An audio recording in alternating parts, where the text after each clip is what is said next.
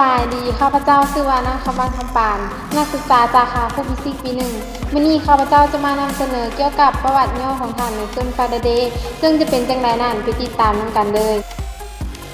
ท่านไมเคิล ฟาราเดย์เป็นนักฟิสิกส์และนักเคมีศาสตร์ผู้ที่ค้นพบเกี่ยวกับกระแสไฟฟ้า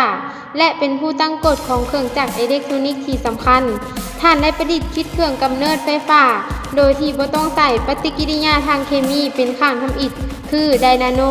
ซึ่งเป็นต้นแบบของเครื่องกำเนิดไฟฟ้าในปัจจุบัน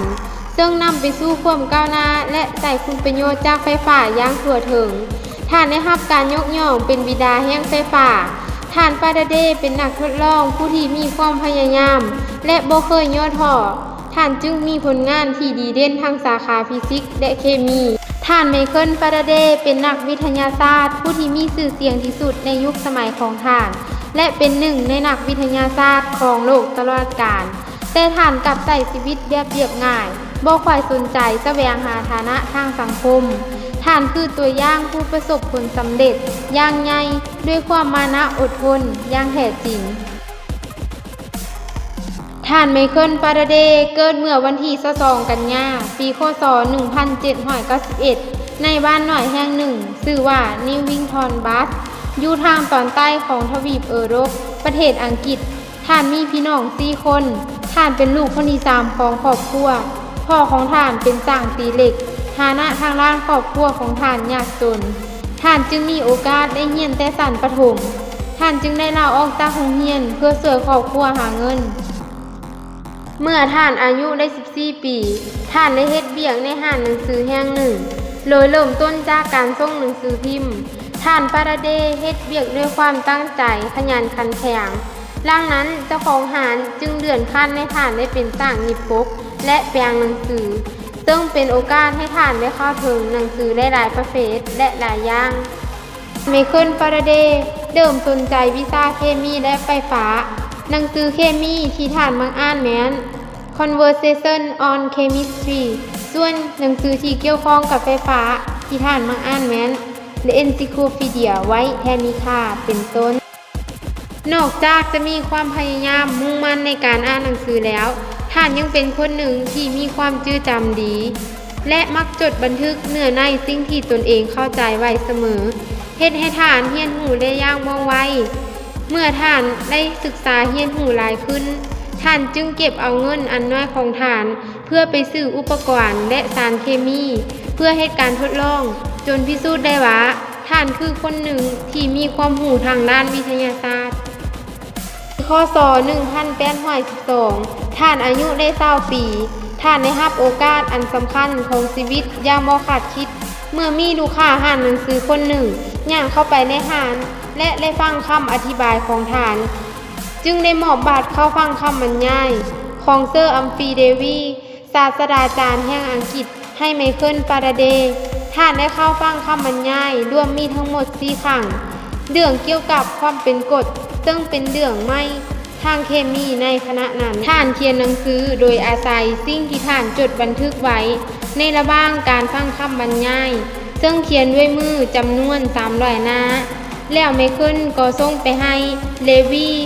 ซึ่งเลวีได้อ่านแล้วก็มีความชื่นชมหนังสือของไมเคิลหลายเมื่อมีความรู้หลายขึ้นท่านจึงเก็บเอาเงินอันน้อยของท่านเพื่อไปซื้ออุปกรณ์และสารเคมี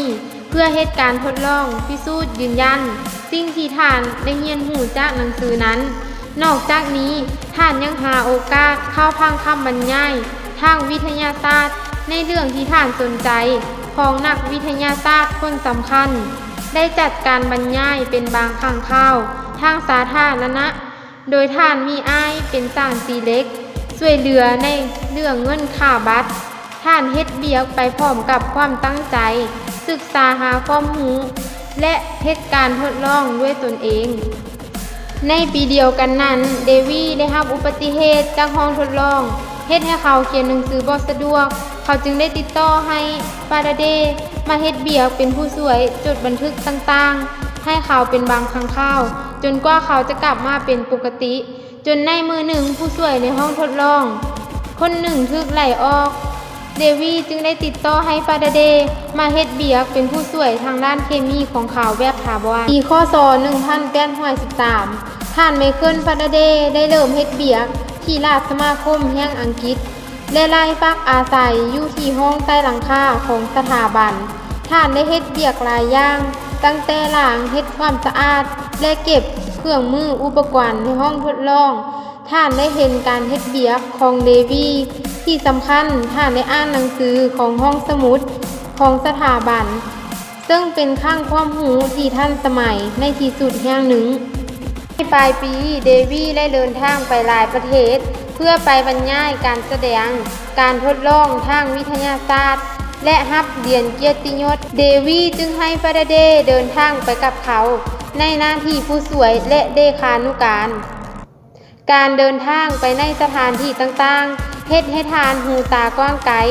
และที่สำคัญเฮ็ดให้ทานได้พบกับนักวิทยาศาสตร์และนักประดิษฐ์คนสำคัญอีกหลายฐานปีคศ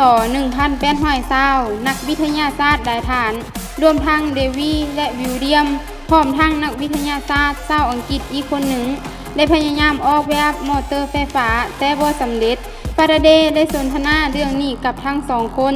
จากนั้นเพิ่นก็ได้ประดิษฐ์คิดอุปกรณ์ที่เฮ็ดให้เกิดการปิ้นด้วยแม่เหล็กไฟฟ้าอุปกรณ์นี้ปัจจุบันเอิ้นชื่อว่าโฮโมโพลาร์มอเตอร์มันสามารถเคลื่อนที่เป็นวงกลมด้วยแห้งแม่เหล็กหอบเส้นลวดที่แย่ลงไปในบาดาลซึ่งบรรจุอยู่ในภาชนะที่ติดตั้งแท่งแม่เหล็กเอาไว้เมื่อจ่ายกระแสไฟฟ้าเข้าไปในเส้นลวดจะหมุนหอบแท่งแม่เหล็กถึงว่ามอเตอร์ไฟฟ้าของฟาราเดย์จะนำไปใช้งานบ่ได้แต่มันได้แสดงให้เห็นว่าพลังงานไฟฟ้าสามารถเปลี่ยนเป็นพลังงานกลได้เป็นการเริ่มต้นและปูพื้นฐานเทคโนโลยีแม่เหล็กไฟฟ้าเอาไว้แล้วมีความตื่นเต้นในความสำเร็จของผลงานชิ้นนี้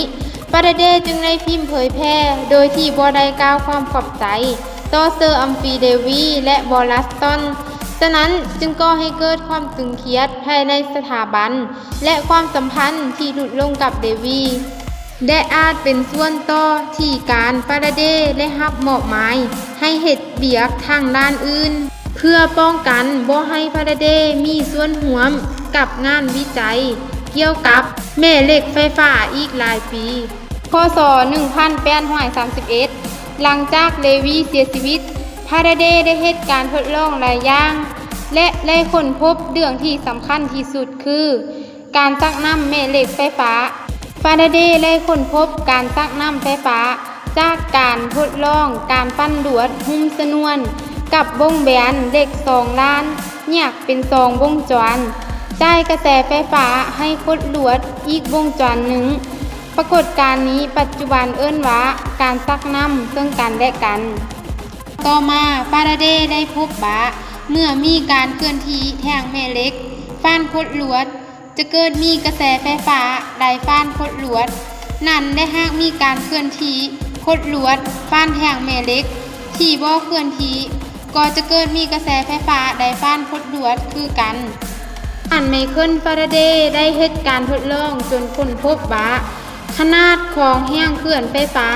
ชักนำเป็นอัตราส่วนโดยกงกับอัตราการเปลี่ยนแปลงใส่กระแสไฟฟ้าแม่เหล็กที่ทรงฟ้านเขตในวงจรนั้น